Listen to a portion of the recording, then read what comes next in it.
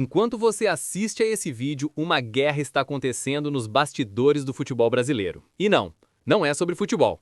É sobre dinheiro, poder e narrativa.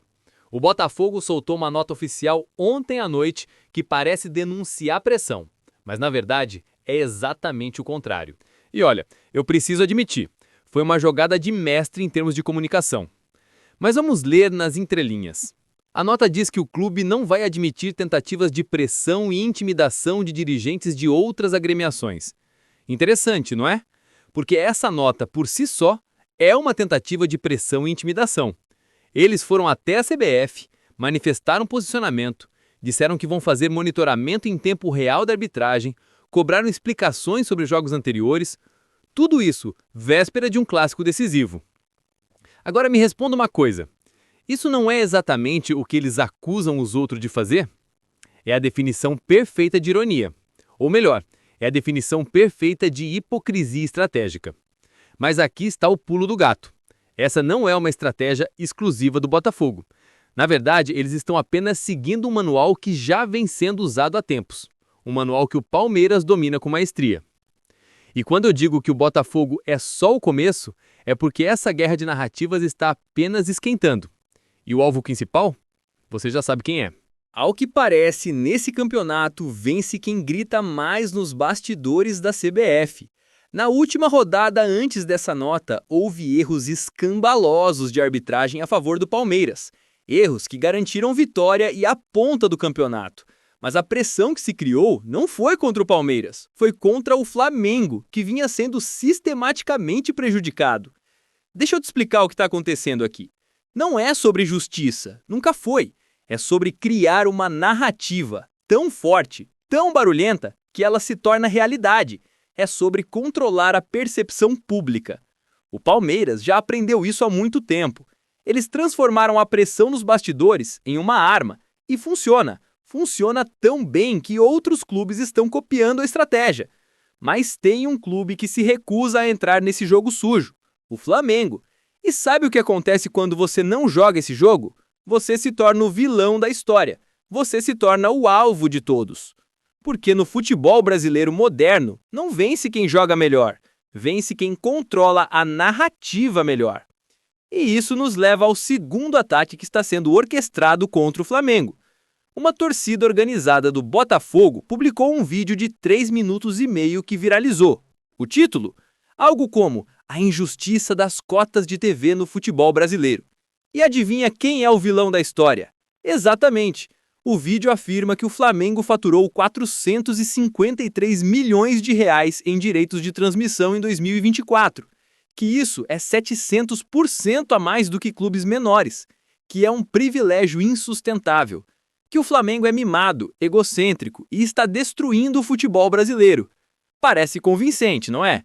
Principalmente quando eles comparam com a Premier League, onde a diferença entre o maior e o menor é de apenas 1,7 a 2 vezes. Mas aqui está o que eles não contam, ou melhor, o que eles escondem propositalmente. Primeiro, dos 453 milhões que o Flamengo faturou, 292 vieram do Brasileirão. E desses 292, pasmem, 179 milhões vieram do pay-per-view. Sabe por quê? Porque o Flamengo vende 500 vezes mais assinantes de pay-per-view do que a maioria dos outros clubes. 500 vezes! Deixa isso afundar por um segundo. O Flamengo não está recebendo mais porque existe um sistema injusto. O Flamengo está recebendo mais porque literalmente 500 mil de pessoas pagam mensalmente para assistir exclusivamente aos jogos do clube. Isso é mérito, não privilégio. Segundo ponto. O vídeo compara o Atlético Goianiense, que recebeu 58 milhões, com o Flamengo, mas esquece de mencionar que o Atlético não jogou Libertadores, não foi campeão da Copa do Brasil, não teve as mesmas receitas de premiação. O Flamengo faturou 93 milhões só em Copa do Brasil por performance, mais 40 milhões em Libertadores. São receitas por mérito esportivo, não por distribuição desigual. E terceiro, e mais importante, a comparação com a Premier League é desonesta.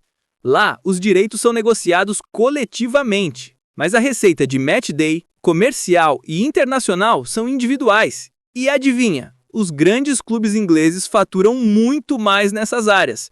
O Manchester United, por exemplo, fatura mais de 800 milhões de euros por ano. O Flamengo fatura cerca de 300 milhões de euros. Se formos falar de disparidade, a Inglaterra é muito pior. Mas o ponto aqui não é defender desigualdade. O ponto é expor a hipocrisia. Porque esses mesmos clubes que reclamam da distribuição do Flamengo não querem falar sobre suas próprias irresponsabilidades financeiras. E isso me leva ao coração da questão. Vou contar uma história que poucos se lembram. Em 2012, o Flamengo tinha uma dívida de 750 milhões de reais. Era um dos clubes mais endividados do Brasil. Um gigante quebrado. Sabe o que o Flamengo fez? Cortou na própria carne. Entre 2013 e 2015, austeridade total, pagamento de dívidas, elencos modestos, nada de loucuras. Em 2013, lançaram um programa de sócios, Nação Rubro-Negra.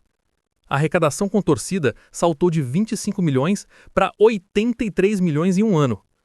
Investiram em marketing, em gestão profissional, em planejamento.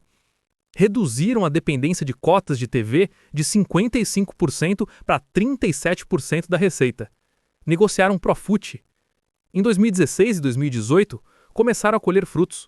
Contrataram Diego, Everton Ribeiro, mas sempre com responsabilidade. A dívida foi caindo, de 737 milhões para 455 milhões em 2018. Em 2019, com a casa arrumada, puderam investir pesado.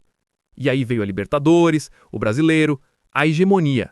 Mas não por sorte, por planejamento de anos. Hoje, o Flamengo tem uma receita de 1,3 bilhão.